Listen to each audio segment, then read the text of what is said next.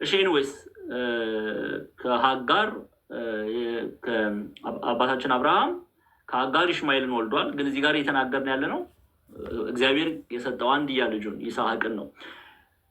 የምትወደውን አንድ ልጅን ይስሐቅን ይዘህ ወደ ሞሪያ ምድር ሂድ፣ እኔም በምነግርህ በአንድ ተራራ ላይ በዚያ መስዋዕት አድርገህ ሰዋው አለው። አሁን እግዚአብሔር አብርሃምን ይህንን ጥያቄ ያቀረበው እግዚአብሔር አምላክ ለአብርሃም ምን ያህል አብርሃም እግዚአብሔርን እንደሚወድ ለማወቅ ነው። አብርሃም ግን ምን አለ? ያው ታሪኩን ታውቁታላችሁ። ሰዓታችን ለመጠበቅ ቁጥር 15 እና 18 ላይ አብርሃም የሚወደውን ይስሐቅን ለመሰዋት ወሰደ። የእግዚአብሔርን ቃል ጠበቀ፣ ታዘዘ፣ ለእግዚአብሔር ታዘዘ። የሚወደውን ልጁን ይስሐቅን እስከ መሰዋት ድረስ እሺ አለ። አሁን ከእግዚአብሔር የተላከው መልአክ ወይም የእግዚአብሔር መልአክ ይላል ቃሉ ቁጥር 15 ላይ ነው ይልኝ ምን እንደሚል ስሙ።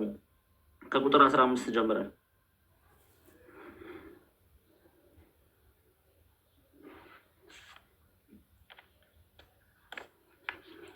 ይኸው የእግዚአብሔር መልአክ አብርሃምን ከሰማይ ሁለተኛ ጊዜ ጠራው ይላል። አሁን እንዲህም አለው እግዚአብሔር በራሴ ማልሁ። አሁን ይህንን የሚለው ያንን ሁሉ ካደረገ በኋላ ነው። አብርሃም ለእግዚአብሔር ከታዘዘ በኋላ ነው። እንዲህም አለው እግዚአብሔር በራሴ ማልሁ ይላል። ይህ ነገር አድርገሃልና። ምንድነው ይህን ነገር አድርገሃል ማለት? የምትወደውን አንድያ ልጅን ይስሐቅን ለእግዚአብሔር ታዘ። ኦኬ፣ በእምነት ወጥተሃልና። ኦኬ፣ ይህን ነገር በራሴ ማልሁ ይላል። ይህን ነገር አድርገሃልና አንድ ልጅህን ይስሐቅን አልከለከልህምና በእውነት በረከትን ከፍ ያርግሽ። በእውነት በረከትን እባርካለሁ። ዘርህን እንደ ሰማይ ከዋክብት በባህር ዳር እንዳለ አሸዋ አበዛለሁ። ዘርህም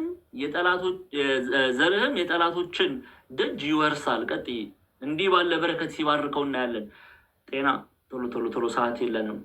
የምድር አህዛብ ሁሉ በዘርህ ይባረካሉ ካለ በኋላ ምን አለው? ቃሌን ምን ብለሃልና? ቃሌን ሰምተሃልና። አያችሁ አይደለ? ተገዝተሃልና፣ ታዘሃልና፣ ቃሌን ሰምተሃልና ብሎ እግዚአብሔር አምላክ ሲባርከው እናያለን አብርሃም። ለዚህ ነው ወደ ያዕቆብ መልእክት ስትመለሱ አባታችን አብርሃም ልጁን ይስሐቅ በመሰዊያ ባቀረበ ጊዜ በስራ የጸደቀ አልነበረምን? እምነቱን በስራ የገለጠ አይደለምን? እያለን ነው። አማናዊ እምነቱን የገለጠው አብርሃም በምኑ ነው? በስራው ነው እያለን ነው። ያዕቆብ ስራው ምንድን ነው?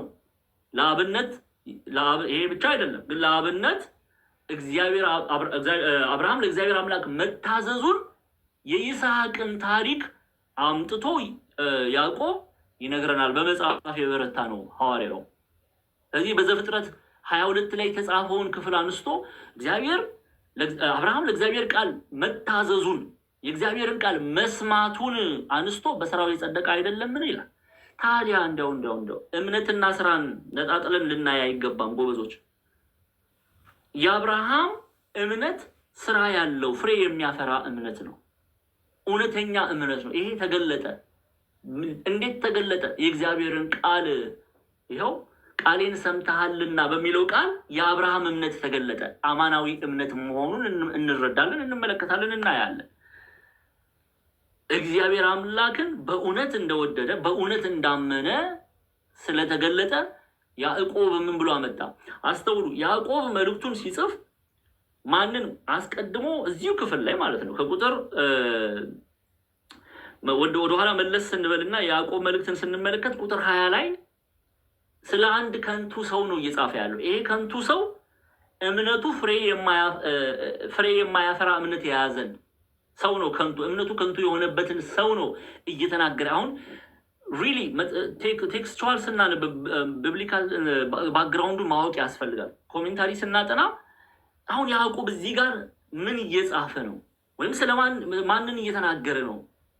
አስቀድሞ ፍሬ የማያፈራ እምነት የያዘውን ሰው ነው እየተናገረ ያለው። ገና ከመግባታችን አህዱ ብለን አይተናል። ይሄ ሰው ምንድን ነው? እምነቱ ከንቱ ነው። ለምንድን ነው እምነቱ ከንቱ የተባለው? ስራው የመንፈስ ቅዱስ ፍሬ የሚያፈራ እምነት አይደለም የያዘው። ኦኬ፣ እምነትና ስራን ያስተባበረ ሰው አይደለም። ስለዚህ ያዕቆብ ይሄንን ሰው እየገሰጸ እንዲህ የሚለውን ሰው እየገሰጸ እምነት አያስፈልገኝም፣ አንዴ አምኛለሁ ብሎ የሚመላለሰውን ሰው በኃጢአት በበደል የሚመላለሰውን ሰው ፍሬ የማያፈራውን ሰው እየገሰጸ ያን ሰው ለማስተማር አብርሃምን ያነሳል። ጎበዝ። ለምንድነው አብርሃምን የሚያነሳው? የዛን ሰው ሐሳብ ለመደገፍ ነው እንዴ አብርሃምን የሚያነሳው ያዕቆብ? አይደለም። አብርሃም እምነቱ የገለጠው በስራ ነውና። አብርሃም እምነቱን የገለጠው በምንድን ነው? በስራ ነውና ያንን ሰው ለመግሰጽ፣ ያንን ሰው ለመምከር፣ ያንን ሰው ከንቱ የተባለውን ሰው ለማቅናት ምን ያደርጋል ያዕቆብ? ምን ያደርጋል? አብርሃምን ያነሳል። ለዚህ ነው አብርሃም የእግዚአብሔርን ቃል በመስማቱ የሚወደውን አንድያ ልጁን ኦኬ ከእግዚአብሔር የተቀበለው አንድያ ልጁን የሚባረክበትን እኔና እናንተ የተባረክንበትን አንድያ ልጁን ይስሐቅን ሰዋልኝ አለው። አብርሃም ግን ከስጋና ከደም ጋር አልተማከረም። እንደ ቅዱስ ጳውሎስ የእግዚአብሔርን ቃል ሰማ፣ ወጣ፣ በእምነት ወጣ። ለዚህ ነው ያዕቆብ አባታችን አብርሃም ልጁን ይስሐቅን በመሰዊያ ባቀረበ ጊዜ በስራ የጸደቀ አልነበረምን ይላል። በስራ የጸደቀ አልነበረምን ሲል ግን ከእምነት ተለይቶ ማለት አይደለም። ከእምነት ተለይቶ አይደለም። ሁለቱን አስተባብሮ የያዘ አይደለምን? እምነትና ስራውን ነው እየተናገረ ያለው። ይህች ናት ኦርቶዶክስ ተዋሕዶ ቤተክርስቲያን።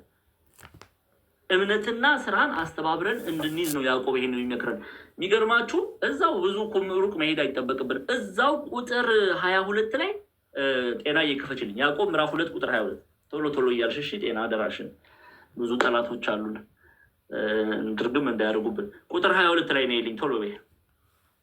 ቁጥር 22 እዚሁ ክፍል ላይ ምን እንደሚል ተመልክቱ። ያዕቆብ ሩቅ መሄድ አያስፈልግም። እዛው ቁጥር 21 ላይ ያለውን ሐሳብ እዛው ያስቀምጠዋል። ይኸው ቁጥር 22 እምነት ከፍ አድርጊ ትንሽ። ቁጥር 22 ላይ ነው ማነበው። ቁጥር 21ን ያንን ካስረዳ በኋላ ቁጥር 22 ላይ እምነት ከስራው ጋር አብሮ ያደርግ እንደነበረ ይኸው በስራም እምነት እንደተፈጸመ ትመለከታለህን ይላል። አያችሁ አይደለ? አሁን አብርሃም አመነ፣ ጽድቅ ሆኖ ተቆጠረለት።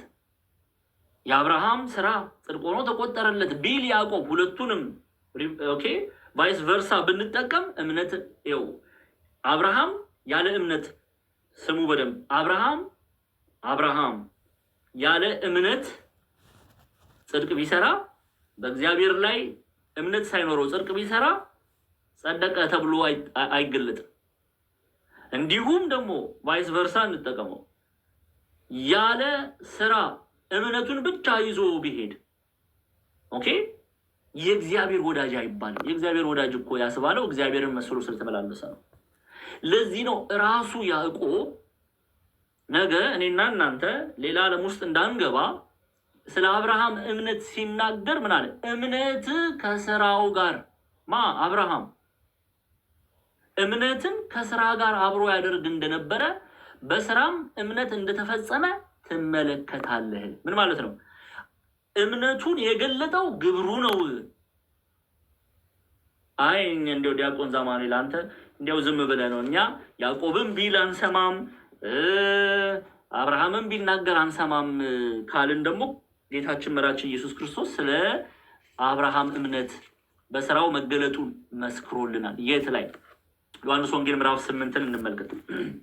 እሺ ዮሐንስ ወንጌል ምዕራፍ 8ን ሙሉ ሐሳቡን ብናየው ደስ ይለኛል። ግን ከቁጥር 30 ጀምረን ሐሳቡን እንየው። ዮሐንስ ወንጌል ክፈችልኝ ጤና ምዕራፍ 8 ከቁጥር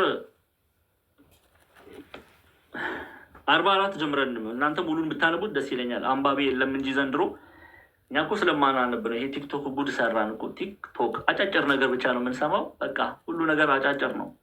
ሙሉ የሆነ ነገር ይዘን አንመላለስም። ይሁን እሺ። ከቁጥር 44 ላይ ጌታችን መራችን ኢየሱስ ክርስቶስ ሲያስተምር ክፉ አይሁዳውያን እየተመላለሱ ትምህርቱን ላለማድመጥ አባታችን አብርሃም ነው አንተ ማን ነህ እያሉ ይጠይቁታል። ለእነሱ የመለሰውን መልስ ነው የምንመለከተው። ስሙ ቁጥር 44 ጀምሬ ላንብበው። እናንተ ቁጥር 42 ላይ ነው። ኢየሱስም አላቸው ብሎ ይጀምራል። ቁጥር 42 ኢየሱስም አላቸው እግዚአብሔርስ እግዚአብሔርስ አባታችሁ ከሆነ በወደዳችሁኝ ነበረ። ምክንያቱም እነሱ አባታችን እግዚአብሔር ነው፣ አባታችን አብርሃም ነው እያሉ የብሉይ ኪዳን አባቶችን ያነሳሉ። እርሱ ግን ምን አላቸው? ኢየሱስም አላቸው ይላል። ለስም አጠራሩ ክብር ምስጋና ይግባው። እግዚአብሔርስ አባታችሁ ከሆነ፣ ማን አባታችሁ ከሆነ? እግዚአብሔር አባታችሁ ከሆነ በወደዳችሁኝ ነበረ። እኔ ከእግዚአብሔር ወጥቼ መጥቻለሁና እርሱ ላከኝ እንጂ ከራሴ አልመጣሁምና አለ። እሺ ንግግሬን ከከፍ ያልሻው ንግግሬን የማታስተውሉ ስለምንድን ነው? ቃሌን ልትሰሙ ስለማትችሉ ነው ካለ በኋላ እናንተ ከአባታችሁ ከዲያብሎስ ናችኋል። አሁን ተመልከቱ እስቲ መልሱልኝ። ከዲያብሎስ የሆነ ሰው ጸደቀ ተብሎ ይገለጣል? ከዲያብሎስ የሆነ ሰው ዳነ ተብሎ ይነገራል? አባቱ ዲያብሎስ የሆነለት ሰው እሱ ጸድቋል እንላለን? አንልም። ግን ምን አለ? በግብር እነሱ የመሰሉት አብርሃምን ሳይሆን ዲያብሎስን ስለሆነ እናንተ ከአባታችሁ ከዲያብሎስ ናችሁ አለ። ጉድ! እነሱ እኮ እኛ አምነናል እኮ፣ ጭራሽ እኮ የእምነት አባቶች እና አብርሃምን እያነሱ እነሱ አባቶቻችን ናቸው ብለው የሚኮፈሱ ሰዎች ናቸው። ስለዚህ ምን አላቸው? እናንተ ከአባታችሁ ከዲያብሎስ ናችሁ፣ የአባታችሁን ምኞት ልታደርጉ ትወዳላችሁ። ግብር የዲያብሎስን ምኞት ልታደርጉ ትወዳላችሁ። ዲያብሎስ ምኞቱ ምንድን ነው? መግደል። ዲያብሎስ ምኞቱ ምንድን ነው? ማጥፋት። የዲያብሎስ ምኞት ምንድን ነው? መዋሸት። የዲያብሎስ ምኞት ምንድን ነው? መሳደብ አይደለ? ስለዚህ ምን አለ? የአባታችሁን ምኞት ልታደርጉ ትወዳላችሁ ካላቸው በኋላ እርሱ ከመጀመሪያ ነፍሰ ገዳይ ነበረ። ዲያብሎስ ነፍሰ ገዳይ ነበረ። እውነትም በእርሱ ስለሌለ በእውነትም አልቆመም። ሐሰትን ሲናገር ከራሱ ይናገራል። ስለዚህ ሐሰተኛ የሐሰትም አባት ነውና። ቀጥሽ ከፍ ያልሽ። እኔ ግን እውነትን የምናገር ስለሆን አታምኑኝም። ከእናንተ ስለ ኃጢአት የሚወቅሰኝ ማን ነው? እውነት የምናገር ከሆንኩ እናንተ ስለምን አታምኑኝም ማለት ይችላል። ስለዚህ አባታችን አብርሃም ነው ሲሉ እየዋሹ ነው ማለት ነው። ለምንድን ነው የሚዋሹት? በግብር አብርሃምን ስላልመሰሉ። እነሱ በግብር የመሰሉት ዲያብሎስን ነው። ስለዚህ አባታችሁ ዲያብሎስ ነው። አባታችሁ ምንድነው? ዲያብሎስ ነው። ይሄ ምንድን ነው የሚናገረው? የአብርሃም እምነት በስራ የተገለጠ ነው። ጎበዝ፣ አብርሃም እምነቱ የተገለጠው በምንድን ነው? በስራው ነው። ለዚህ ነው እግዚአብሔር አምላክ ኢየሱስ ክርስቶስ ስጉ ቃል ኢየሱስ ክርስቶስ መሰከረለት ለአብርሃም። እናንተ አባታችሁ አብርሃም አይደለም። ስለዚህ ማን ነው? ዲያብሎስ ነው። የምትመስሉት በግብር አብርሃምን ሳይሆን ዲያብሎስን ነው። እስቲ አንዴ ከፍ አድርገሽ ገጸ ንባቡን ደግመን እናንብበው። ይኸው ቆይ አቁሚል። ይኸው ቆይ እሺ አንዴ እሱ ጋር ንግግሬን የማታስተውሉ ስለምንድን ነው? ቃሌን ልትሰሙ ስለማትችሉ ነው። እናንተ ከአባታችሁ ይላል፣ ከፍ አድርጊው፣ ከዲያብሎስ ናችሁ። እነሱ አባታችን አብርሃም ነው ብለው ይናገሩ ስለነበረ አባታቸውን ስላልመሰሉ አባታችሁ ዲያብሎስ ነው ተባለ። ስለዚህ የአብርሃም እምነት ክርስቲያኖች የተገለጠው በስራው ነው ይለናል ያዕቆብ። ኦኬ፣ አማናዊነቱ የተገለጠው በስራው ነው። ለእግዚአብሔር በመታዘዙ የእግዚአብሔር ወዳጅ ተብሏል። አብርሃም የእግዚአብሔር ወዳጅ ተብሏል። እስቲ ሁለት የቤተ ክርስቲያን አባቶችን እንመልከት። አንድ ጊዜ ወደ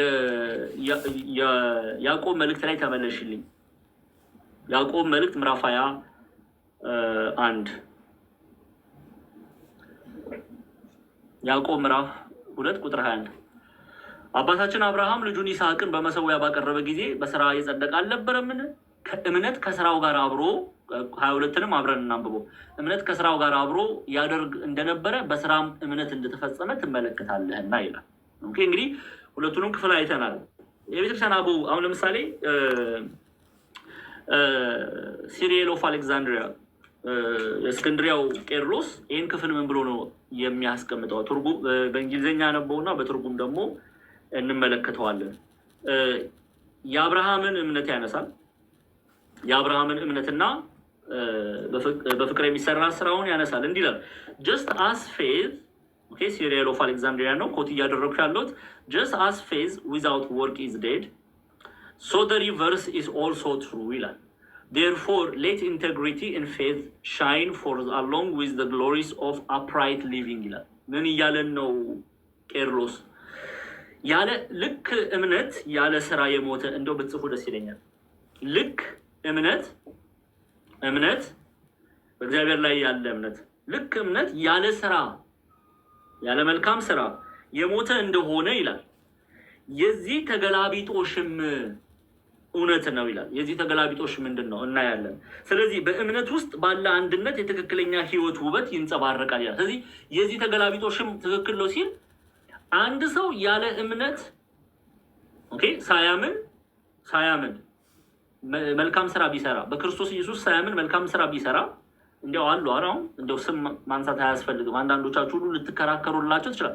አቤት ይሄ ሰው እኮ ደግ ነው፣ አቤት የተቸገሩ ሰዎች ሲረዳ ምናምን እንላለን። በክርስቶስ ኢየሱስ የማያምን ግን አምላክ የለውም። አምላክ የለውም፣ ፍሬ አያፈራም። ምንም የፈለገ ነገር ያለውን ንብረት ሁሉ ቢሰጥ ያለውን ሀብት ቢያፈስ እንዲያው ድሆችን እያሰለፈ ቢመግብ በክርስቶስ ኢየሱስ የማያምን አምላክ የለውም ይላል ቅዱስ ዮሐንስ። እና ያለን የመጽሐፍ ቅዱስ ክፍልን ሁለተኛ ዮሐንስ መልእክትን ትከፍችልኛለሽ ጤና። በተመሳሳይ መልኩ ቄርሎስ እንደሚነግሩን በተመሳሳይ መልኩ እምነት ያለ ስራ ከንቱ ነው። እምነትና ስራን ያላስተባበረ ሰው፣ እምነቱን በስራ ያልገለጠ ሰው ከንቱ ነው። እንዲሁም በክርስቶስ ሳያምን በእግዚአብሔር ሳያምን ደግሞ መልካም ቢያደርግም ስራም ያለ እምነት ከንቱ ነው። ስለዚህ አንነጣጥለውም ነው የምትለው ከኦርቶዶክሳዊት ቤተክርስቲያን። ይኸው አባቶች እኮ እዚህ ያሉ አይደል እንዴ? አንነጣጥልም እምነትና ስራ። ሰው በእምነት ድኗል ሲባል ፍሬ የሚያፈራውን እምነት ነው ቤተክርስቲያን ትናገራለች። ከኦርቶዶክሳዊት ቤተክርስቲያን በእምነት ድነሻል፣ በእምነት ድነሃል ትላለች። ግን ይሄ እምነት አማናዊውን እምነት ነው የምትናገረው። ፍሬ ያለውን ስራ የሚሰራውን የሚያፈራውን እምነት ነው ቤተክርስቲያን የምትናገረው። እስቲ ወደ ቅዱስ ዮሐንስ ከመምጣቴ በፊት ደግመን እንየው ይሄንን ክፍል። ምንድን ነው ያለው ቄርሎስ? ልክ እምነት ያለ ስራ የሞተ እንደሆነ የዚህ ተገላቢጦሽም እውነት ነው። ስለዚህ በእምነት ውስጥ ባለ አንድነት የትክክለኛ ህይወት ውበት ይንጸባረቃል። በእምነት ውስጥ ያለ አንድነት፣ እምነትና ስራን አንድ አድርጎ ማሰር፣ ይሄ ነው ውበት። ቄርሎስ እኮ ከየትም አምጥቶ አልተናገረም። እስክንድርያው ቄርሎስ ከየትም አምጥቶ አልተናገረውም። እየተናገረ ያለው የቅዱስ ጳውሎስን ቃል ነው። ጎበዝ፣ የሚጠቅመው በክርስቶስ ሆኖ በፍቅር የሚሰራ ስራ ያለውን የቅዱስ ጳውሎስን ቃል ነው እየደገመልን ያለው። ግልጽ ነው አይደለም? ምንም እኮ የሚያጣላ ነገር የለም። እስቲ እሺ ወደ መልእክት እንመለስ። መጽሐፍ ቅዱሳዊ ነው መልእክቱ። ጥቅስ እንጥቀስ። እሺ ወደ ሁለተኛ ዮሐንስ መልእክት እንመለስ። ጤና ሁለተኛ ዮሐንስ መልእክት ምዕራፍ 1 ጋር ነው። እስቲ ቁጥር 9 ላይ ነው። ሁለተኛ ዮሐንስ መልእክት ከቁጥር 7 ጀምረን ይሁን። እሺ ያው ቁጥር 9 ላይ እሱን እናየውና ሁሉን ሀሳብ እናየዋለን። እንግዲህ ለሚወጣ ሁሉ አለ በክርስቶስ ትምህርት ለማይኖር ሰው፣ ሁሉንም ሰው ነው፣ በአራቱም የምድር ማዕዘናት ያሉትን ሰዎች ነው የሚናገረው። ለሚወጣ ሁሉ በክርስቶስ ትምህርት ለማይኖር ሰው አምላክ የለውም ማለት ምንድን እናርግሽኛ?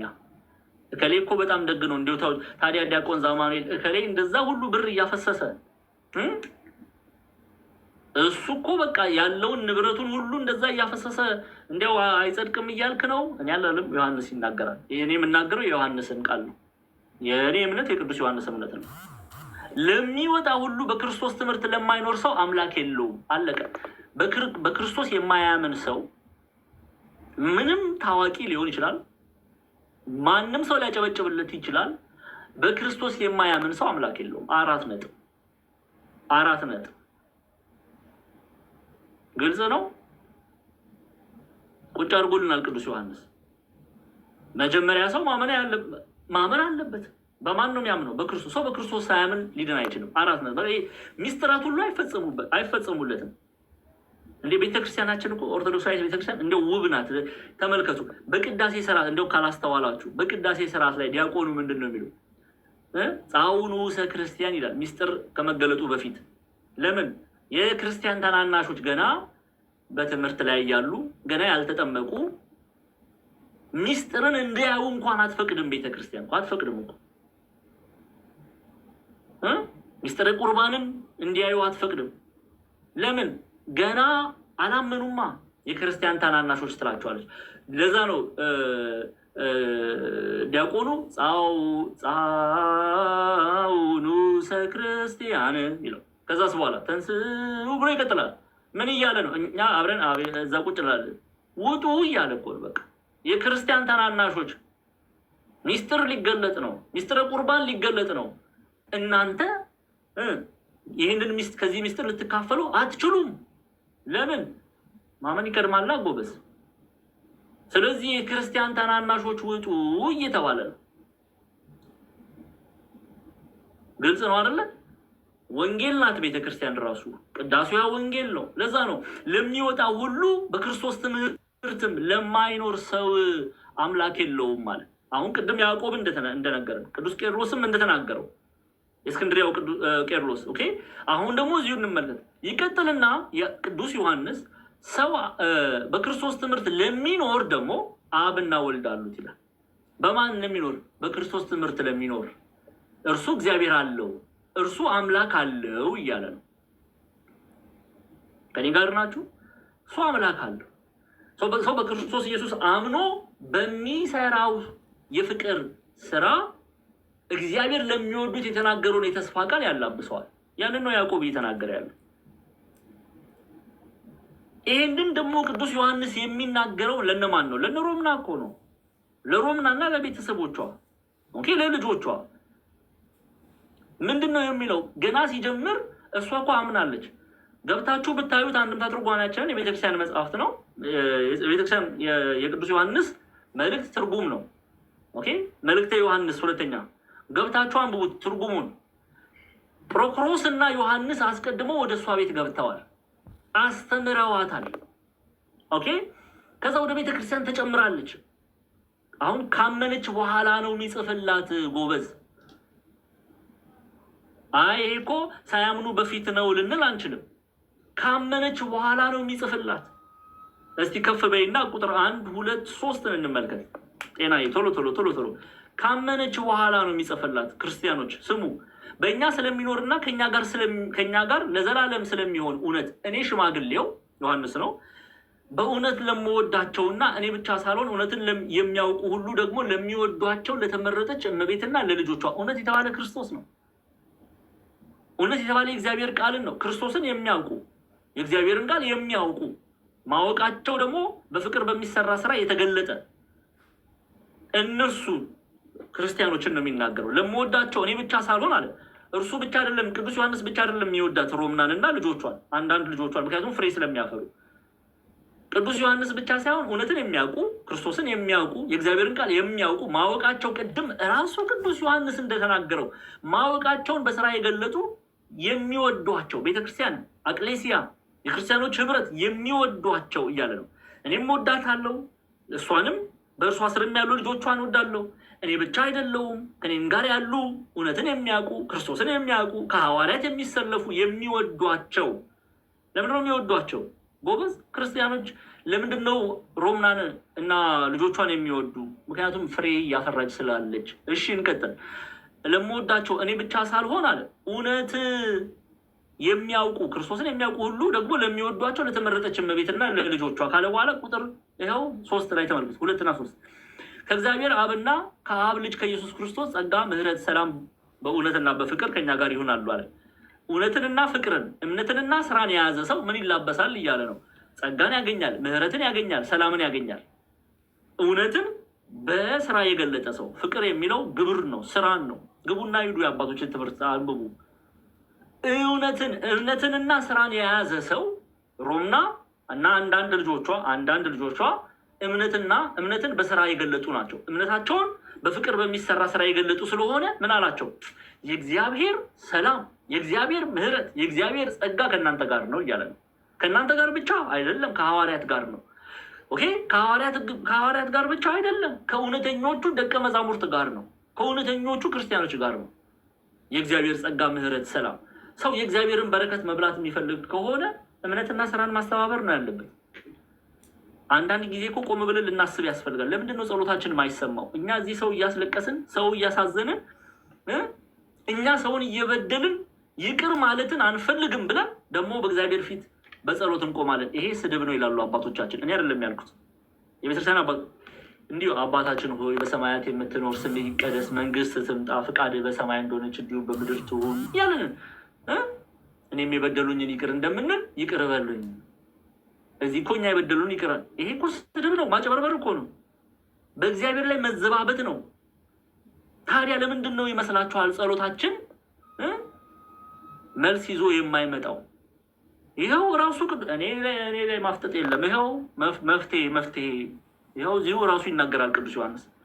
ከእግዚአብሔር አብና ከአብ ልጅ ከኢየሱስ ክርስቶስ ጸጋን ምንፈልግ ከሆነ ምሕረትን ምንፈልግ ከሆነ ሰላምን ምንፈልግ ከሆነ አለ በእውነትና በፍቅር ከኛ ጋር ይሆናሉ። እውነትና ፍቅር እምነትንና ስራን አስተባብረን ከያዝን እነዚህ የእግዚአብሔር ጸጋ፣ ምሕረት፣ ሰላም ከኛ ጋር ይሆናሉ፣ በረከት ትበላላችሁ እያለ ነው። እኛ ግን እውነትን ይዘን ፍቅር የለንም። እናምናለን እንላለን፣ በክርስቶስ እናምናለን እንላለን፣ ፍቅር የሚለውን ላይ እንዘላለን። ድሮ ህፃን እያለን የምንጫወተው ጨዋታ ነበረ። የሆነ እናሰምርና ከሰኞ እስከ ዓርብ ለክለክቾ ነው የሚባለው። ለነገሩ እናንተ እዚህ ያላችሁ አብዛኞቻችሁ የቦሌ ልጆች ስለሆናችሁ ፕሌይስቴሽን ምናምን ነው። እኔ ዲያቆን ክርስቶፎሮስ ጳላዲዮስ ተጫውተን ሊሆን ይችላል።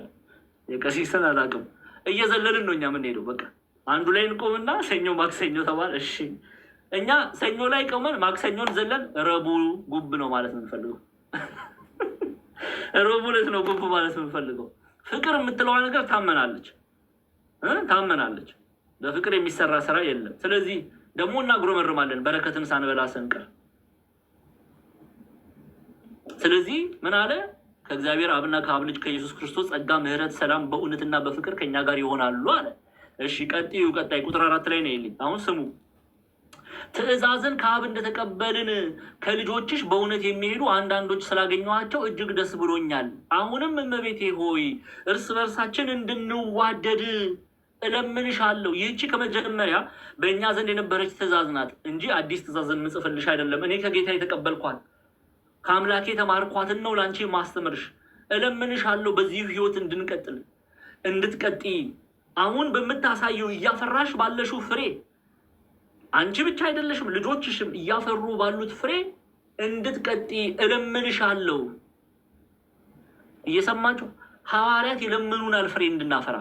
አምነን በክርስቶስ ኢየሱስ አምነን በፍቅር የሚገለጥ ፍሬ አለ፣ በፍቅር የሚሰራ ስራ አለ። አሁን ቅዱስ ዮሐንስ ይለምነናል። እኔና እናንተ እለምናችኋለሁ፣ እናንተ ኢትዮጵያውያን የኦርቶዶክስ ተዋሕዶ ተከታዮች በክርስቶስ ኢየሱስ አምኖ በፍቅር የሚሰራውን ስራ እንድታፈሩ እለምናችኋለሁ ይላል። እኛ ግን ተቃራኒ ነው የምናደርገው። ተውት እስቲ የእኛን ጉድማ ተውት። ግን እንዲህ ባለ ፍቅር ይለምናል። ሮምናን በሚለምነው አንደበት ይለምነናል ቅዱስ ዮሐንስ። የምንወዳት እናታችን ቅድስት ድንግል ማርያም ትለምነናለች ፍሬ እንድናፈራ። ኦኬ በልጄ አምናችሁ በፍቅር የሚሰራውን ስራ እንድታፈሩ እለምናችኋለሁ ትላለች። ምክንያቱም ሰው እምነትና ስራን ካላስተባበረ እምነቱ ሃይማኖቱ ከንቱ ነው። ሰነፍ ይሉታል አበው አይደል እንዴ? ከንቱ ነው። ያዕቆብ ተናገረው አየን፣ ዮሐንስ ተናገረው አየን፣ ጳውሎስ ተናገረው አየን። እንዲያው ወደ አበው ወረድን፣ የእስክንድርያው ቄርሎስን አየን። ተውት፣ ኢትዮጵያውያን ሊቃውንት ጋር መጣን፣ ግብፃውያን መተርጉማንን አየን። እኚህ ሁሉ በአንድ አይነት ሀሳብ ነው የሚናገሩት። እምነትና ስራን ያላስተባበረ ሰው ሃይማኖቱ እምነቱ ማለት ነው ከንቱ ነው፣ ፍሬ የለውም። እሺ ቁጥር 8 ይኸው እንደ ትእዛዙ የምንሄድ ዘንድ ይህ ፍቅር ነው። ከመጀመሪያ እንደሰማችሁ በእርሷ ትሄዱ ዘንድ ትእዛዝ ይህቺ ናት ካለ በኋላ አሁን ስለ ሙሉ ደሞዝ ይናገራል። ብዙ ሐሰቶች ወደ ዓለም ገብተዋልና እነርሱም ኢየሱስ ክርስቶስ በስጋ እንደመጣ የማያምኑ ናቸው። ይህ ሐሳቹና የክርስቶስ ተቃዋሚ ነው። እሺ ቀጥይ። ሙሉ ደሞዝ እንድትቀበሉ እንጂ የሰራችሁትን እንዳታጠፉ ለራሳችሁ ተጠንቀቋል። አሁን ሲጀምር አመስግኖ ጀምሮ በእምነት በፍቅር የሚሰራን ስራ እሷና ልጆቿ እያፈሩ አንዳንድ ልጆቿ ያፈሩ ስለሆነ አመስግኗቸዋል። አሁን ደግሞ ያስጠነቅቃቸዋል። ፍጻሜ ድረስ መሄድ አለባታ። እምነቱን ከስራ ጋር ይዛ እስከ ፍጻሜ ድረስ መሄድ ስላለባት ምን ይላታል ቅዱስ ዮሐንስ? ሙሉ ደሞዝ እንድትቀበሉ እንጂ የሰራችሁትን እንዳታጠፉ ለራሳችሁ ተጠንቀቁ ይላል። ኦኬ እኛ እኔንም ዲያቆን ዛማኑኤልን የሚናገር ነው፣ እዚህ ገስት ላይ ያለነውንም የሚናገር ነው። ሁላችንም ንስሐ እንድንገባ ስጋ ወድቅ ሰው ይወድቃል አይደል? በቃ በንስሐ መነሳት አለበት። ኦኬ ስጋ ለባሽ ደካማ ነው፣ ኃጢአት ያደርጋል፣ እንበድላለን። በዛ እንድንቀር ግን እግዚአብሔር አይፈልግም። በቃ በደልንበት ቅጽበት ንስሐ ወደ ቤተክርስቲያን ገብተን ንስሐ ገብተን ስጋ ወደሙ እንቀበላለን። አለቀ። ተደመሰሰ ታሪካችን። ከዛ በኋላ ያለፈ ታሪካችን እኛ ዞር ብለን ማሰብ የለብንም። ቅዱስ ጳውሎስ ምን ይላል? ያለፈውን እየረሳ ወደፊት እዘረጋለሁ ይላል። የኋላዬን እየረሳ ወደፊት እዘረጋለሁ። የክርስቲያን ሕይወት እንዲህ ነው፣ ወደፊት መዘርጋት ነው። አይ እንዲያው ዲያቆን እኔ ትናንትና እኮ እንዲህ አድርጌያለሁ ብለን ወደኋላ የምንመለከት ከሆነ እንግዲህ ጨው ሆነን ነው የምንቀረው ማለት ነው። ወደፊት ነው ክርስቲያን የሚዘረጋው። ስለዚህ ሙሉ ደሞዝ እንድትቀበሉ እንጂ የሰራችሁትን እንዳታጥፉ ለራሳችሁ ተጠንቀቁ። እምነትና ስራን አስተባብራችሁ ያዙ። ይሄ ነው የሐዋርያት ትምህርት። ይሄ ነው የኦርቶዶክስ ተዋሕዶ ቤተክርስቲያን ትምህርት። እምነት ከስራ ጋር ማስተባበር እንዳለብን። ከዚህ ውጭ የሆነ የአጋንንት ትምህርት ነው። በፍቅር የሚሰራ ስራ በአንተ ውስጥ አይገለጥ የሚል የአጋንንት ትምህርት ነው። የዲያብሎስ ትምህርት ከእግዚአብሔር አይደለም። ይሄን ልናውቅና ልንረዳ ያስፈልጋል። እሺ ወደ ያዕቆብ እንመለስ አንዴ። ስለዚህ የአብርሃም እምነት የተገለጠው በስራው ነው እምነቱ የተገለጠው። ስለዚህ ከፍ በይ አንዴ ቁጥር 23 እሺ ቁጥር 22 እና 23ን 22 ላይ ነው እዛ ላይ ነው። እምነት ከስራው ጋር አብሮ ያደርግ እንደነበረ በስራም እምነት እንደተፈጸመ ትመለከታለህን ይላል። ስለዚህ አብርሃም እምነት የተገለጠው በስራው ነው። ቁጥር 20 እሱን አይተናል። ከፍ መጽሐፍም ይላል ይኸው መጽሐፍም አብርሃም እግዚአብሔርን አመነ ጽድቅም ሆኖ ተቆጠረለት ያለው ተፈጸመ፣ የእግዚአብሔር ወዳጅ ተባለ። ለምን ዘፍጥረት ምዕራፍ 22 ላይ ቅድም ያን ሁሉ ሰዓት ወስደን ስናይ እንደነበረው ዘፍጥረት ምዕራፍ 22 ላይ እግዚአብሔር አምላክ ይስሐቅን ይሰዋለት ዘንድ ጠየቀ። አብርሃም ታማኝ ቃሉን ሰማ፣ የእግዚአብሔርን ቃል ሰማ። ያንን ለመፈጸም በእምነት ወጣ፣ እምነቱን በስራ ገለጠ። ስለዚህ ያዕቆብ በዘፍጥረት ምዕራፍ 15 ላይ ያለውን ቃል ያነሳል። ዘፍጥረት ምዕራፍ 15 ላይ ቁጥር 6 ላይ አብርሃምም እግዚአብሔርን አመነ ጽድቅም ሆኖ ተቆጠረለት ያለው ተፈጸመ፣ እምነቱ በስራ ተገለጠና ተፈጸመ። ስለዚህ የእግዚአብሔር ወዳጅ ተባለ።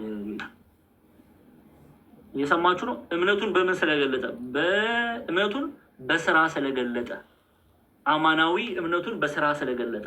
አብርሃም ለእግዚአብሔር የተገዛ አባት ነው። የእምነት አባት የምንለው በዚህ ነው።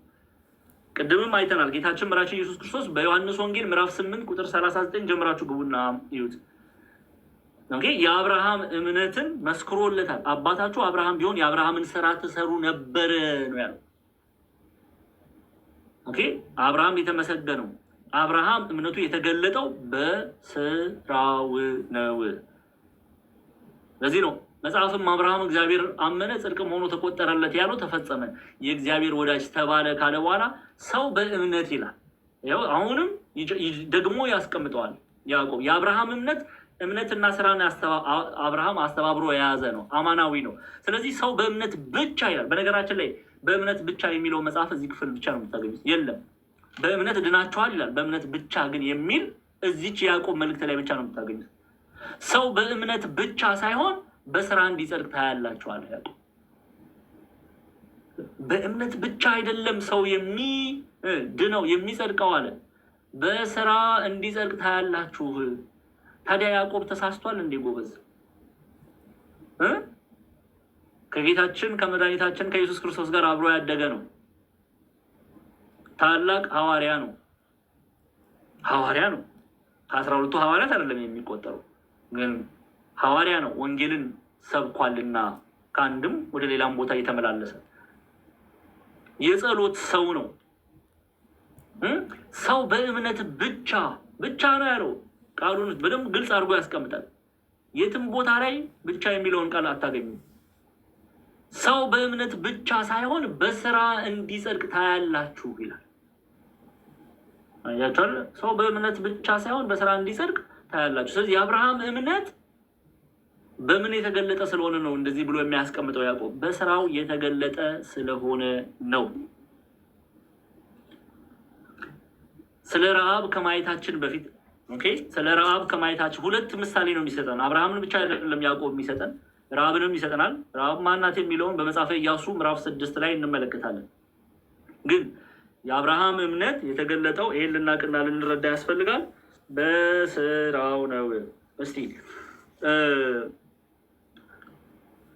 እሺ አንድ ሁለት የመጽሐፍ ቅዱስ ክፍል አንድ የመጽሐፍ ቅዱስ ክፍል እናያለን። ከአበው ደግሞ ከቤተክርስቲያን አባቶች ይህን ክፍል ስለ አብርሃም እምነት ከተናገሩት ደግመን የእስክንድሪያው ቅዱስ ቄርሎስን እንመልከት። እሺ አንዴ ላንብብላችሁ፣ በእንግሊዝኛ ነው። የአብርሃምን እምነት ሲሪያል ኦፍ አሌክዛንድሪያ እንዲህ ይላል፣ እንዲህ ብሎ ይናገራል። አብርሃም ይላል Abraham, who was called the friend of God. Abraham, who was called the friend of God, proved himself faithful by becoming obedient to the word of God. በደንብ ስሙ፣ ደግሜ ላንብበው። Abraham, who was called the friend of God. አብርሃም የእግዚአብሔር ጓደኛ ተብሎ የተጠራው ይለናል። Abraham, who was called the friend of God, proved himself, ራሱን ፕሩቭድ ያደረገው የገለጠው በምኑ ነው? ታማኝ መሆኑን ራሱ ታማኝ መሆኑን የገለጠው ይላል። proved himself faithful by becoming obedient to the word of God ይላል። ከኔ ጋር ናችሁ? አብርሃም የእግዚአብሔር ጓደኛ ባለሟል ወዳጅ ተብሎ የተገለጠው አብርሃም ራሱን የገለጠው እምነቱን ያስመሰከረው የገለጠው የእግዚአብሔርን ቃል በመስማት ነው ይላል። እኔ አይደለም የምናገረው፣ ሲሪያል ኦፍ አሌክዛንድሪያ ቄርሎስ ዘእስክንድርያ የእግዚአብሔር ወዳጅ ያስባለው አብርሃም እምነቱን የእግዚአብሔርን ቃል በመስማት ስለገለጠ ነው ይላል። አላየንም እንዴ? እስቲ አንድ ጊዜ የእግዚአብሔር መልአክ ምንድን ነው ያለው? ዘፍጥረት 22 ላይ ውሰጅልኝ ቁጥር 15 አንዴ ደግመን እንመልከተው እስቲ።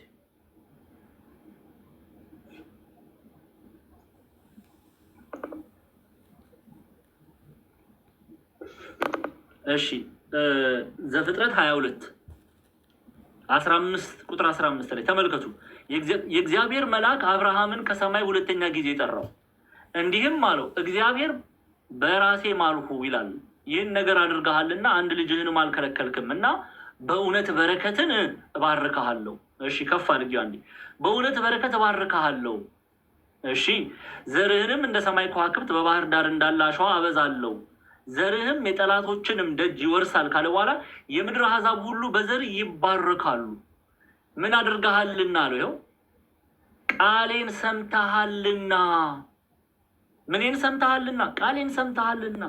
ለዛ ነው ሲሪያል ኦፍ አሌክዛንድሪያ የእስክንድሪያው ቄርሎስ አብርሃም who was called the friend of God፣ አብርሃም የእግዚአብሔር ወዳጅ የተባለው አብርሃም proved himself faithful፣ ራሱን ታማኝ አድርጎ የገለጠው by becoming obedient to the word of God፣ ለእግዚአብሔር ቃል ታማኝ ሆኖ በመቅረቡ ነው ይላል።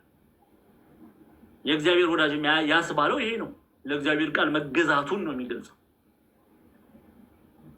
እስቲ እሺ ክሌሜንት ኦፍ ዘ ሮም ቅዱስ ቀሌሜንጦስ ዘሮም ደግሞ ምን አሉ? በአብርሃም እምነት ዙሪያ እንግዲህ እነዚህ አባቶች እንግዲህ በተለይ አሁን ቅዱስ ቀሌሜንጦስ ዘሮም የማነሳው ለሐዋርያቱ ለደቀ መዛሙርቱ ቅርብ የሆኑ አባት ናቸው። ስለ አብርሃም እምነት ሲናገሩ እንዲላሉ ሴንት ክሌሜንት ኦፍ ሮም፣ ቅዱስ ቀሌሜንጦስ ዘሮም ብለው ይጠሩታል አባቶቻችን። ኢትዮጵያውያን ሊቃውንት ቀሌሜንጦስ ዘሮም ይሉታል። እሺ አንዴ ሙሉን ሐሳቡን ላንብቦ። ተመሳሳይ ሐሳብ ነው። የእግዚአብሔር ወዳጅ የተባለው አብርሃም ራሱን በእምነት ያስረገጠ ለእግዚአብሔር ቃል ታማኝ ሆኖ ሲገኝ ነው ይላሉ። ቅዱስ ቀሌሜንጦስ ዘሮም ናቸው ይህን የሚናገሩት። ቅዱስ ቄርሎስ የተናገሩት የቅዱስ ቀሌሜንጦስ ዘሮም አብርሃም who was called the friend of God proved himself faithful by becoming obedient to the word of God። ቅዱስ ቀሌሜንጦስ ዘሮም አብርሃም የእግዚአብሔር ወዳጅ የተባለው የእግዚአብሔርን ቃል ጠብቆ ታማኝ ሆኖ ታማኝነቱን እግዚአብሔርን ቃል በመጠበቅ ለእግዚአብሔር ቃል በመገዛት ነው ካለ ይላል። ቅዱስ ቄርሎስ ደግሞ የሚናገሩትን ላንብብላችሁ። on the one hand, the blessed James, ያዕቆብን ነው የሚናገሩት, says that the works justified Abraham when he bound Isaac, his son, on the altar. But on the other hand, Paul says that he was justified by faith, which appears to be contradictory. አሁን ጳውሎስና ያዕቆብን የጳውሎስና ያዕቆብን ሐሳብ ነው የሚያነሱት.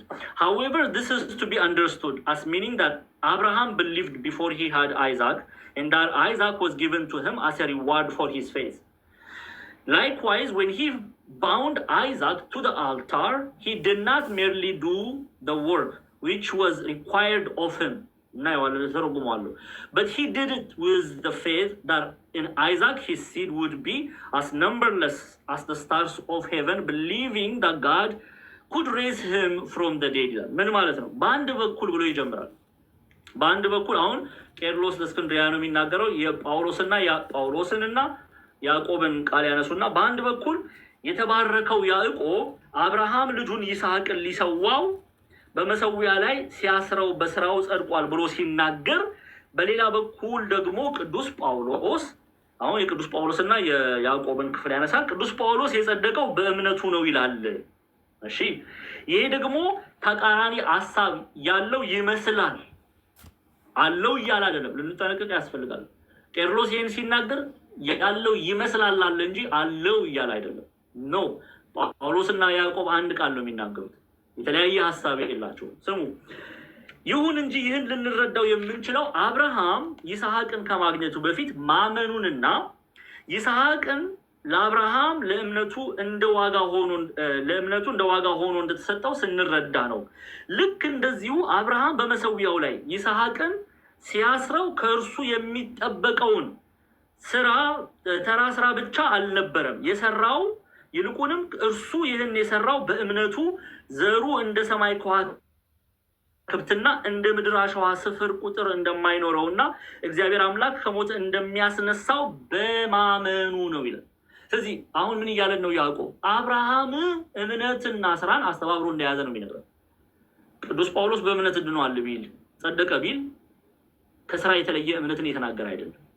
ከስራ የተለየ እምነትን እየተናገረ አይደለም። ለዚህ ነው ልክ እንደዚሁ አብርሃም በመሰዊያው ላይ ይስሐቅን ሲያስረው ከእርሱ የሚጠበቀውን ተራ ስራ ብቻ አልነበረም የሰራው። ስራ ብቻ አይደለም የሰራው፣ በስራ ብቻ አይደለም የተገለጠው። ይልቁንም እርሱ ይህን የሰራው በእምነት ዘሩ እንደ ሰማይ ከዋክብትና እንደ ምድር አሸዋ ስፍር ቁጥር እንደሚኖረውና እግዚአብሔር አምላክ ከሞት እንደሚያስነሳው በማመኑ ነው። እንደማይኖረው ሳይሆን እንደሚኖረው በማመኑ ነው። በእግዚአብሔር ላይ በማመኑ ነው ይላል። ደግመን እንየው። on the other hand ይላል ቄርሎስ ለእስክንድርያ በደንብ የሁለቱን ሐሳብ ሲያስታርቅ ያልተጣላም ለኔና ለእናንተ ነው የሚያስታርቀው። ጳውሎስና ያዕቆብ ተስማምተዋል እነሱ። On the one hand, the blessed James says that the work justified Abraham when he bound Isaac, his son, on the altar. But on the other hand, Paul says that he was justified by faith. በእምነት የጸደቀው ጳውሎስ በእምነት ጸደቀ፣ ቅዱስ ያዕቆብ ደግሞ በስራ ጸደቀ አለ። አሁን እነዚህን ሁለት ያመጣና ቄርሎስ which appears to be contradictory, የሚጋጭ ይመስላል፣ የተጋጨ አይደለም፣ የሚጋጭ ግን ይመስላል አለ። እሺ፣ however, this is to be understood as meaning that Abraham believed before he had Isaac. Okay, ይስሐቅን እግዚአብሔር አምላክ ለአብርሃም ከመስጠቱ በፊት አብርሃም አስቀድሞ አምኖ ነበር እያለ ነው። ኦኬ፣ however, this is to be understood as meaning that Abraham believed before he had Isaac, and that Isaac was given to him as a reward for his faith. Likewise, when he bound Isaac to the altar, he did not merely do the work which was required of him, but he did it with the faith that in Isaac his seed would be as numberless as the stars of heaven, believing that God could raise him from the dead. አሁንም ደግሜ ልናገረውና ግልጽ ይሆንልናል ማለት ነው። በአንድ በኩል የተባረከው ያዕቆብ ትርጉሙን ነው እንትን ብለው በአንድ በኩል የተባረከው ያዕቆብ the blessed James ያዕቆብን ነው የሚያነሳው። የተባረከው ያዕቆብ አብርሃም ልጁን ይስሐቅ ሊሰዋ በመሰዊያው ላይ ሲያስረው በስራው ጸድቋል ብሎ ሲናገር፣ በሌላ በኩል ደግሞ ቅዱስ ጳውሎስ የጸደቀው በእምነት ነው ይላል። እሺ፣ ይሄ ደግሞ በነገራችን ላይ በእምነት ነው ይላል እንጂ በእምነት በደንብ ስሙ። በእምነት ብቻ የሚለውን ያዕቆብ ላይ ነው የምናገኘው። ሰው በእምነት ብቻ እንደማይጸድቅ የተባለው በያዕቆብ መልእክት ላይ ነው። ስሙ። ስለዚህ በሌላ በኩል ደግሞ ቅዱስ ጳውሎስ የጸደቀው በእምነት ነው ይላል። ይህ ደግሞ ተቃራኒ ሀሳብ ያለው ይመስላል። ዝም ብሎ ገጸ ንባቡን ለሚያነባው ፍሬ ቃሉን ለሚያነባው ሰው ተቃራኒ ሀሳብ ያለው ይመስላል፣ ግን ተቃራኒ አይደለም። ስሙ። ይሁን እንጂ ይህን ልንረዳ የምንችለው አብርሃም ይስሐቅን ከማግኘቱ በፊት ማመኑንና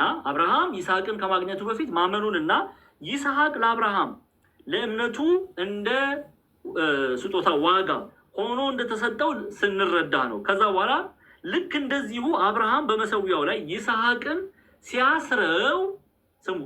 ሲያስረው ከእርሱ የሚጠበቀውን ተራ ስራ ብቻ አልነበረም፣ ስራ መስራት ብቻ አልነበረም ከእሱ የሚጠበቀው እያለን ነው።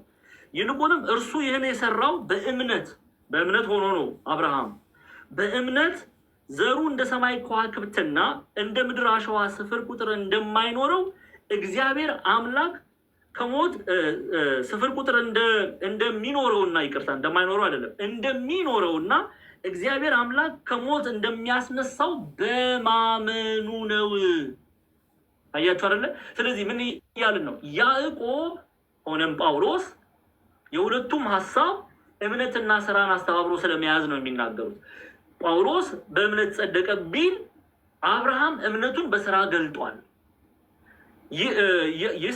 ያዕቆብ ደግሞ ቅዱስ ያዕቆብ በስራው ጸደቀ ቢል በሰራው ስራ ብቻ እያለ አይደለም፣ አስቀድሞ ደግሞ አምኗል። ያመነውን እምነት ጀስቲፋይ ያደረገው የገለጠው አማናዊ መሆኑን የገለጠው በሰራው ስራ ነው።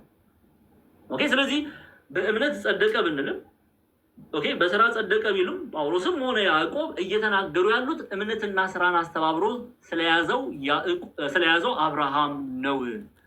ያንን ነው ጴጥሮስ እየተናገረ ያለው። ስለዚህ ምንም አይነት ኮንትራዲክቶሪ የለም።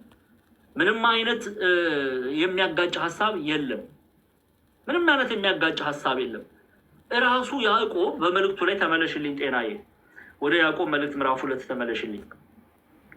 ምንድን ነው የሚለው? ያዕቆብ መልእክት ምዕራፍ 2 ቁጥር 24 ላይ እዛው ክፍል ላይ ወደ ረአብ ከመምጣታችን በፊት የአብርሃምን ምሳሌ እንዲህ ብሎ ይዘጋዋል። ያዕቆብ እንዲህ ብሎ ይዘጋዋል። ስሙ። ሰው በእምነት ብቻ ሳይሆን በስራ እንዲጸድቅ ታያላችሁ ይላል። ይኸው ሰው በእምነት ብቻ ሳይሆን በስራ እንዲጸድቅ ታያላችሁ። እንግዲህ አስቀድመን ልንረዳ የሚያስፈልገው ያዕቆብ ይሄንን መልእክት የጻፈለት ያለው ሰው እምነቱ ከንቱ የሆነው ሰው ነው። እምነትን ከስራ ጋር ያላስተባበረውን ሰው ነው እየገሰጸ እየመከረ ያለው። የአብርሃምን ታሪክ ያነሳበት አብርሃም እምነቱን በስራ ስለገለጠ እምነትና ስራን ያስተባበረ አባት ስለሆነ ጸደቀ ተብሎ ተጽፎለታል እያለ እየመከረ ነው። ከኔ ጋር ናችሁ? ግልጽ ነው? እስቲ ግልጽ ነው? እሺ፣ አንደኛ ዮሐንስ መልእክት ምዕራፍ 2 ቁጥር 3 ክፈችልኝ። ከዛ ወደ ረአብ እንሄዳለን። አንደኛ ዮሐንስ መልእክት ምዕራፍ 2 ቁጥር 3 እና 6 እንዴ። ለዚህ ነው ቅዱስ ቀለሜንጦስ ዘሮምም የእግዚአብሔር ወዳጅ የተባለው አብርሃም ራሱን በእምነት ያስረገጠው ለእግዚአብሔር ቃል ታማኝ ሆኖ ሲገኝ ነው አለ ቅዱስ ቀለሜንጦስ ዘሮም። ይሄ የአባቶች ትምህርት ነው። የመጀመሪያው 100 ክፍለ ዘመን ላይ ያሉ የአባቶች ትምህርት ነው፣ እምነትና ስራን አስተባብሮ መያዝ። እሺ ይሄውላችሁ አንደኛ ዮሐንስ መልእክት ምዕራፍ 2 3 4 5 6 እናንብበው። ገጸ ንባቡን እናንብበው፣ ግልጽ ስለሆነ ምንም አያሻማው። ትእዛዙን ከፍ አድርጊው አንዴ። አንደኛ ዮሐንስ መልእክት ምዕራፍ 2 በደንብ እንዲታያቸው። ትእዛዙን ብንጠብቅ በዚህ እንዳወቅነው እናውቃለን አለ። የእግዚአብሔርን ትእዛዝ ብንጠብቅ እግዚአብሔርን ማወቃችንን እናውቃለን፣ የታወቀ ነው። እሺ አውቄዋለሁ የሚል ትእዛዙን የማይጠብቅ ግን አለ። ደግመን ነው እያነበብን ያለ ነው። አውቄዋለሁ የሚል ትእዛዙን የማይጠብቅ ውሸተኛ ነው፣ እውነትም በእርሱ ውስጥ የለም አለ። እውነት የተባለ ክርስቶስ በእርሱ የለም። እውነት የተባለ የእግዚአብሔር ቃል በእርሱ የለም። ቃሉን ግን የሚጠብቅ የማንን ቃል ነው የሚጠብቀው? የጌታን ቃል የሚጠብቅ ቃሉን ግን የሚጠብቅ ሁሉ በእርሱ የእግዚአብሔር ፍቅር በእውነት ተፈጽሟል። ከፍ አድርጊው። በእርሱ እንዳለን በዚህ እናውቃለን ይላል። በእግዚአብሔር እኛ በእግዚአብሔር እንዳለን የምናውቀው በምንድን ነው? ቃሉን በመጠበቅ ጎበዝ። በእርሱ ኖራለሁ የሚል በማን? በክርስቶስ ኖራለሁ የሚል በእርሱ ኖራለሁ የሚል እርሱ እንደተመላለሰ ራሱ ደግሞ ከፍ እያደረግሽ ጤና እዛ ቁጥር 6 ላይ በእርሱ ኖራለሁ የሚል እርሱ እንደተመላለሰ ራሱ ደግሞ ሊመላለስ ይገባዋል። ዝም ብሎ መረማመድ ነው እንዴ ጎበዝ? ከይሁዳ ሰማሪያ ናዝሬት እንደዛ መመላለስ ነው? በእግዚአብሔር ቃል እውነት ክርስቶስ ሎቱ ስብሐት እሱ ኃጢአት አያውቀውም። ኦኬ ቅድስናን የሚሻ አምላክ ነው። ከኛ የሚፈልገው እሱን ነው። ፍሬ እንድናፈራ ይፈልጋል ጌታ። አመንን አይደለ? እምነታችንን በስራ እንግለጥ። በፍቅር የሚሰራውን ስራ እንግለጥ። እምነትን ከስራ ጋር እናስተባብር። ይህንን የሚያደርጉ ነው የእግዚአብሔር መንግስት የሚወርሱት። አንነጣጥለውም። ነጣጥላ ቤተክርስቲያን አትናገርም። በእምነት ብቻ አትልም፣ በስራም ብቻ አትልም።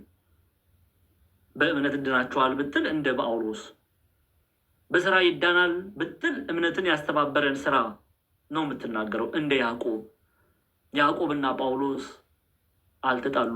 የተጣላ ነው እኛ ነን። እነሱ የጳውሎስ መልእክትን ቢሆን ያዕቆብ መልእክትን ቢሆን ስለ አብርሃም ቢናገሩ አብርሃም እምነቱን በስራ ስለገለጠ ነው። እሺ ወደ ረአብ እንሂድና ትምህርታችንን እንጨርስ። ይኸው መጨረሻውን 2:25 እና 26 ነው የምናየው። ቶሎ ክፈችልኝ። ያዕቆብ መልእክት ምዕራፍ 2 ቁጥር 25 26 ቶሎ ብዬ ጨርሰዋለሁ። እንደዚሁም ጋለሞታይቱ ረአብ ደግሞ መልእክተኞች ተቀብላ በሌላ መንገድ በሰደደቻቸው ጊዜ በስራ አልጸደቀችምን አለ ያዕቆብ። ከነፍስ የተለየ ስጋ የሞተ እንደሆነ እንዲሁ ደግሞ ከስራ የተለየ እምነት የሞተን ይላል። እሺ ስለ ረአብ ቶሎ ብለን እንመልከት። እንደዚሁም ጋለሞታይቱ ረአብ ደግሞ መልእክተኞችን ተቀብላ በሌላ መንገድ በሰደደቻቸው ጊዜ በስራ አልጸደቀችምን ይላል። ምን ማለት ነው? አልዳነችም? ምን በስራ እግዚአብሔር በኢያሪኮ ላይ እያመጣ ካለው ጥፋት አልዳነችም? ረአብ ድናለች። እንዴት? እሺ መጽሐፈ ኢያሱ ወልደ ነዌ ምዕራፍ 6 እንክፈት። አንዴ መጽሐፈ ኢያሱ ወልደ ነዌ ምዕራፍ 2 እንክፈት። ምዕራፍ 2 ላይ ታሪኩን ታገኛላችሁ። ስለ ረአብ ስንናገር ረአብ እምነቷንም መስክራለች። አማኝ ሴት ናት። ኦኬ እሺ እንመልከት። ኢያሱ ልክ ሲጀምር መጽሐፈ ኢያሱ ወልደ ነዌን ስታነቡ ምዕራፍ 2 ላይ የነዌ ልጅ ኢያሱ ብሎ ነው የሚጀምረው። ሄዳችሁ ምድሪቱን ኢያሪኮን እዩ ብሎ ከሰጢም 2 ሰላዮች በስውር ላከ። ሄዱም ረአብ ወደሚሏት ጋለሞታ ቤት ገቡ፣ በዚያም አደሩ ይላል። ያው እናንተ ሙሉን አንብቡት፣ እኔ ሀሳቡን ልግለጽላችሁ። የረአብን እምነት እናያለን፣ ምስክርነቱን እንሰማለን። ኦኬ ስራዋ ደግሞ ምንድን ነው የሚለውን እናያለን። ኦኬ ስለዚህ እነዚህ ሰላዮች 2 እስራኤላውያን ወደ ኢያሪኮ ገቡ። ረአብ ሸሸገቻቸው። ጠላት ሊያጠፋቸው ቢመጣ ሊገድላቸው ቢመጣ እሷ ደበቀቻቸው፣ አተረፈቻቸው፣ ከሞት አተረፈቻቸው ረአብ። አሁን ረአብ ምን ብላ ስለ እስራኤል አምላክ ምን ብላ መሰከረች የሚለውን እንመልከት። ቁጥር 9 ላይ ነው ይልኝ። እሱን ዋና ቃሉን እናይና ሀሳቡን ሙሉን እናንተ አንብቡት። ምስክርነቷን ተመልከቱ። ቁጥር 9 ላይ መጽሐፈ ኢያሱ ወልደ ነዌ ምዕራፍ 2 ቁጥር 9 ጀምረን እንመልከት። ይኸው ሰዎቹንም እንዲህ አለቻቸው። ረአብ ነው የምትናገረው። ሰዎቹንም እንዲህ አለቻቸው፣ እግዚአብሔር ምድሪቱን እንደሰጣችሁ እናንተንም መፍራት በላያችን እንደወደቀ በምድሪቱም የሚኖሩት ሁሉ ከፊታችሁ እንደቀለጡ አወቁ። እሺ ከፍ አድርጊው። ከግብፅ ምድር በወጣችሁ ጊዜ እግዚአብሔር የኤርትራን ባህር በፊታችሁ እንዳደረቀ፣ ስለ እስራኤላውያን አምላክ ነው የምትናገረው፣ እንዳደረቀ በዮርዳኖስ ማዶ በነበሩት እናንተም ፈጽማችሁ ባጠፋችኋቸው በሁለቱ በአሞራውያን ነገስታት በሴዎንና በአግ ያደረጋችሁትን ሰምተናል አለች። ይህንም ነገር ሰምተን ልባችን ቀለጠ። አምላካችሁም ማለት ስሙ፣ አሁን ምስክርነቷ አምላካችሁም ማነው? ረአብ ነው የምትናገረው። አምላካችሁም ይህንም ነገር ሰምተን ልባችን ቀለጠ ካለች በኋላ አምላካችሁም እግዚአብሔር በላይ በሰማይ በታችን በምድር እርሱ አምላክ ነውና ከእናንተ የተነሳ ከዚያ ወዲያ ለማንም ነፍስ አልቀረለትም ማለት አምላክነቱን መሰከረች። ኦኬ። ለዚህ ነው የእምነት አባት ይቅርታ የእምነት ሴት አድርገው የሚያነሷት። ያዕቆብ አሁን ይሄ እምነቷን ስትመሰክር ተመልከቱ። በእምነቷም ብቻ ደግሞ አይደለም እምነቷን በስራ የገለጠች ሴት ናት። ኦኬ። እስራኤላውያንን ምን ብላለች? ሸሽጋቸዋለች። ቤቷ ሆስፒታሊቲ አድርጋ ከፍታለች። ኦኬ። የእንግዶች ማደሪያ አድርጋ አስቀምጣለች። በቤቷ ውስጥ የገቡት ኦኬ ከጠላት ፈላጻ እንዲጠበቁ አድርጋለች። ስለዚህ እግዚአብሔር እናንተን በሰማ ጊዜ ኦኬ እዛው ክፍል ላይ ይህንም ሰምታችሁ ቁጥር 11 ላይ ነው ይልኛል። ከቁጥር 12 ሶሪ ቁጥር 12 ላይ አሁን ስሙ። ይሄን ምስክርነት ካቀረበች በኋላ ረዓብ ምን አለች? አሁንም እባካችሁ በእግዚአብሔር ማሉልኝ፣ በእውነትም ምልክት ስጡኝ። እኔ ለእናንተ ቸርነት እንደሰራው እሺ እናንተ ደግሞ ለአባቴ ቤት ቸርነት እንድትሰሩ። ከፍ በይ ከፍ ቶሎ እያልን እየጨረሰን እንጂ አባቴንና እናቴን ወንድሞቼን እህቶቼን ያላቸውን ሁሉ እንድታድኑ ሰውነታችንንም ከሞት እንድታድኑ ሰዎቹም ይህን በነገረቻቸው ባትገልጪ ነፍሳችንን በነፍሳችሁ ፈንታ ለሞት ይሆናል። እግዚአብሔር ምድሪቱን በሰጠን ጊዜ ከአንቺ ጋር ቸርነትንና እውነትን እናደርጋለን አሏት። ስለዚህ እግዚአብሔር እናንተን ሲያስብ እኔን አስቡኝ፣ ቤተሰቦቼን፣ እሷን ብቻ አይደለም እዛው ቁጥር አባቴንም ትላለች እናቴንም ወንድሞቼንም እህቶቼንም ያላቸውንም ሁሉ እንድታድኑ ሰውነታችንንም ከሞት እንድታድኑ አለቻቸው። ታሪኩ ረጅም ነው። እግዚአብሔር አምላክ ባሰባቸው ጊዜ እርሷንም አሰባት። ለዚህ ነው ያዕቆብ ወደ ያዕቆብ መልእክት እንመለስ። ምን አለ? ሰው በእምነት ብቻ ሳይሆን በስራ እንዲጸድቅ ታያላችሁ ካለ በኋላ እንደዚሁም ጋለሞታይቱ ረዓብ ደግሞ መልእክተኞችን ተቀብላ በሌላ መንገድ በሰደደቻቸው ጊዜ በስራ አልጸደቀችም ምን ይላል? አልተረፈችም ምን? እሷ ብቻ አይደለችም፣ አባቶቿም እናቶቿም እየመጣ ካለው ጥፋት አልተረፉም ምን? ስለዚህ እንደዚሁም ጋለሞታይቷ ረዓብ ደግሞ መልእክተኞችን ተቀበላ በሌላ መንገድ በሰደደች ጊዜ በስራ አልጸደቀችም ምን ብሎ ይጠይቃል ያዕቆብ። ይኸው እስከ ዛሬ ድረስ ስሟን እያነሳን የእምነት ሴት አድርገን እምነትና ስራን አስተባብራ የተገለጠች ሴት አድርገን ምሳሌ አድርገን እናነሳታለን። ለዚህ ነው ያዕቆብ አብርሃምን አነሳ፣ ረዓብን አነሳ። ለምን? እምነትና ስራን አስተባብሮ ስለመገለጥ፣ እምነትና ስራን አስተባብሮ ስለመታየት፣ እምነትና ስራን አስተባብሮ ስለ እውነት ስለመቆም። ቆይ አንድ ጥያቄ ልጠይቃችሁ። በኢያሪኮ ካሉት ሴቶች መካከል፣ በኢያሪኮ ካሉት ወንዶች መካከል ስለ እግዚአብሔር ኃያልነት ይላሉ አባቶቻችን፣ ስለ እስራኤል አምላክ ኃያልነት ሌሎች አልሰሙም እንዴ? ረዓብ ብቻ ነው እንዴ ሰማችሁ? ሰምታለች። እርሷን የሚለያት በስራ ተገለጠች። ሌሎቹ ቢሰሙም እሷ ግን በምንድን ነው የተገለጠችው? በስራ ነው የተገለጠችው፣ በግብር ነው የተገለጠችው። ለዚህ ነው ያዕቆብ እንደዚሁም ጋለሞታይቱ ረዓብ ደግሞ መልእክተኞችን ተቀብላ በሌላ መንገድ በሰደደች ጊዜ በስራ አልጸደቀችም ምን ይላል? እግዚአብሔር አሰባት። ቁጥር 26 ላይ እዛው የያዕቆብ መልእክት ላይ እንመለስ። ከነፍስ የተለየ ስጋ የሞተ እንደሆነ እንዲሁም ከስራ የተለየ እምነት የሞተ ነው ብሎ ይዘጋል ያዕቆብ። እየሰማችሁ ነው? ሲዘጋው ምናል? ከነፍስ የተለየ ስጋ የሞተ እንደሆነ ምን ማለት ነው? ነፍሱ ከስጋው ሲትለይ ይሄ ድንኳን ምንድን ነው የሚሆነው? የሞተ ነው፣ በድን ነው የሚሆነው። የሞተ ሰው አይታችሁ አታውቁም? እና አታውቁም? የሞተ ሰው አታውቁም ወይ? ምሳሌ እየሰጠን እኮ ነው ያዕቆብ። ነፍሱ ከእሱ የተለየች በቃ በድን እኮ ነው። ዝም ብሎ ስጋ ብትጠሩት ይሰማል፣ እኔ ስም አላነሳም ደግሞ ፖለቲካ እንዳታደርጉ። ይሰማል። የሞተ ሰው ብትጠሩት ይሰማል። እከሌ ብትሉት ወይ ብሎ ይነሳል። የሆነ ጊዜ ሞክረው ነበር አሉ መቃብር ከፍተው አንዳንድ ሰዎች። ይሰማል ወይ?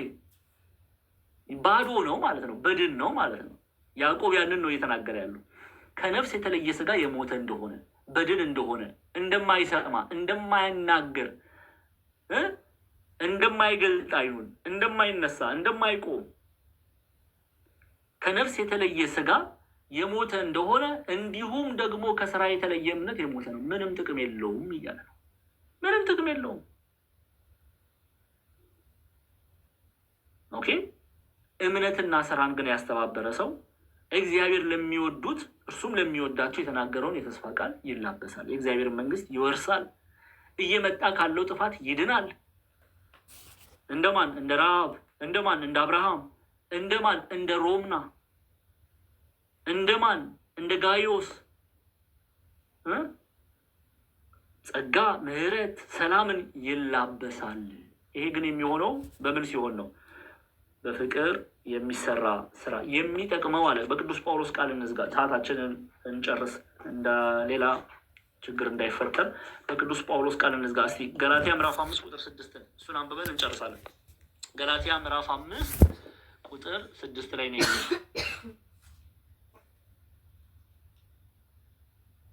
የሚጠቅመው ይላል ቅዱስ ጳውሎስ ለገላትያ ክርስቲያኖች መልእክት ሲጽፍ በታናሿ እስያ ኤዥያ ማይነር ላይ፣ ዛሬ ላይ ቱርክ። እሺ የጨረስኩ ነው። በክርስቶስ ኢየሱስ ሆኖ በፍቅር የሚሰራ እምነት እንጂ በምን ሆኖ? በክርስቶስ ኢየሱስ ሆኖ በክርስቶስ አምኖ በፍቅር የሚሰራ እምነት። ኦኬ፣ በፍቅር የሚሰራ እምነት እንጂ መገረዝ ቢሆን ወይም አለመገረዝ አይጠቅምምና ይላል። ስለዚህ የሚጠቅመው በክርስቶስ ሆኖ በፍቅር የሚሰራ ስራ ነው ማለት ነው። የመንፈስ ቅዱስ ፍሬ ነው ማለት ነው። ያንን የሚያፈራ የእግዚአብሔርን መንግስት ይወርሳል። ያስተማረን የገሰጸን የቅዱሳን አባቶቻችን አምላክ ጌታችን አምላካችን አባታችን መድኃኒታችን ኢየሱስ ክርስቶስ ስሙ ከአጥናፍ እስከ አጥናፍ የከበረ የተመሰገነ ይሁን። እጅጉን የምንወዳት እናታችን ቅድስት ድንግል ማርያም ጸሎቷ ምልጃዋ ከኔና ከእናንተ ጋር ይሁን። የያዕቆብ መልእክት ምዕራፍ 2 በዚህ ተፈጸመ። እንግዲህ በጣም በብዙ ፈተና ውስጥ ነው የያዕቆብ መልእክት ምዕራፍ 2 የጨረስነው። 6 ጊዜ ነው አካውንታችን የተዘጋው፣ እንንትና ማለት ነው ሪፖርት እያደረጉ ግን እግዚአብሔር እየረዳን ያዕቆብ መልእክት ምዕራፍ 2